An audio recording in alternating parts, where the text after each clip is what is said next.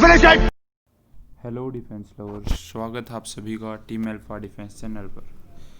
आज हम most important question of polity के बारे में डिस्कस करेंगे, जो आपके आने वाले CDS, ND और FCAT एग्ज़ाम के लिए काफ़ी इम्पोर्टेंट है।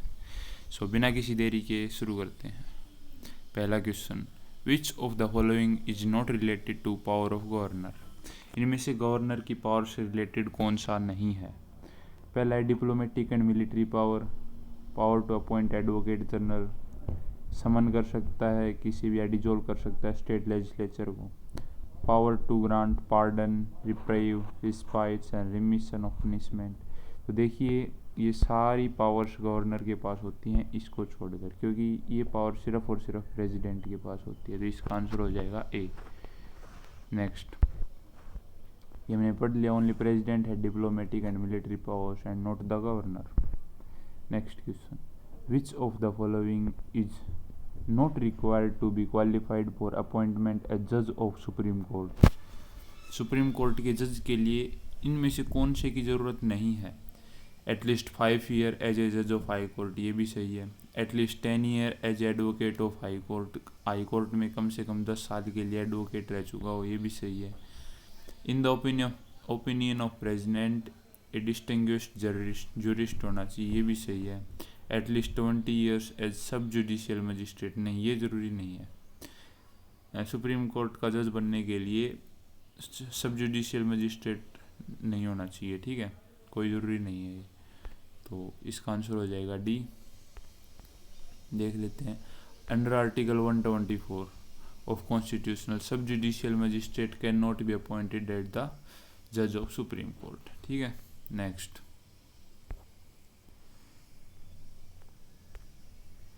After the general election of pro tem speaker कैसे अपॉइंट किया जाता है जनरल इलेक्शन के बाद? Elected by Lok Sabha, appointed by president of India, appointed by chief justice of supreme court, D senior most member of Lok Sabha. नहीं, ये सारे गलत हैं, ठीक है। वो प्रेसिडेंट के द्वारा अपॉइंट किया जाता है, और अक्सर प्रेसिडेंट सीनियर मोस्ट मेंबर को ही अपॉइंट करता है। बाकी इसका सही आंसर हो जाएगा B, appointed by the president of India. Next, in Rajya Sabha the state have been given seats, Rajya Sabha में जो डिफरेंट स्टेट्स हैं इंडिया को, उनको सीटें किस आधार पर मिलती हैं? तो पहले ए में लिख रखा है in accordance with their population, उनकी जनसंख्या के आधार पर इक्वली, मतलब सभी को एक समान सीटें मिलती हैं, तो बिल्कुल ही गलत हो गया। On the basis of population and economic position, on the basis of present economic status, नहीं। तो इसका आंसर हो जाएगा सी, पॉपुलेशन और इकोनॉमिक पोजीशन को ध्यान में रखते हुए उनको सीट दी जाती है।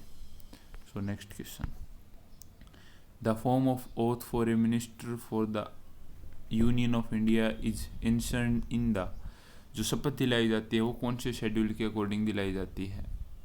तो फर्स्ट शेड्यूल में तो name of union states and union territories, और सेकंड शेड्यूल में आते हैं उनके प्रिविलेज और भत्ते वगैरह आते हैं। फोर्थ शेड्यूल में allocation of seats of Rajya Sabha and Lok Sabha. तो थर्ड शेड्यूल में होती है oath and affirmation of union ministers, इसका आंसर हो जाएगा C. Next question, which of the following amendment gives constitutional status to 3 tier panchayati raj system? ये कह रहा है जो पंचायती राज सिस्टम है इंडिया में, वो 3 टायर पंचायती राज सिस्टम है। तो इनमें से कौन से अमेंडमेंट एक्ट के अनुसार ये स्टेटस इंडिया को मिला है? तो आंसर है 73rd constitutional amendment act 1993। Next question है, which of the first Indian state to implement panchayati raj system was? निम्नलिखित में से किस स्टेट ने सबसे पहले पंचायती राज सिस्टम को इम्प्लीमेंट किया था? तो इसका आंसर है राजस्थान, ठीक है। Next question, which of the following article empowers president to call for joint sitting of both house? तो आर्टिकल 108, 102, 101, 110। तो आर्टिकल 110 मनी बिल से रिलेटेड है,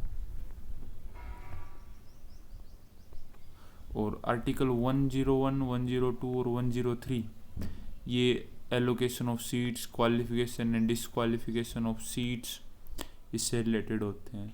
सो आर्टिकल 108 बच गया।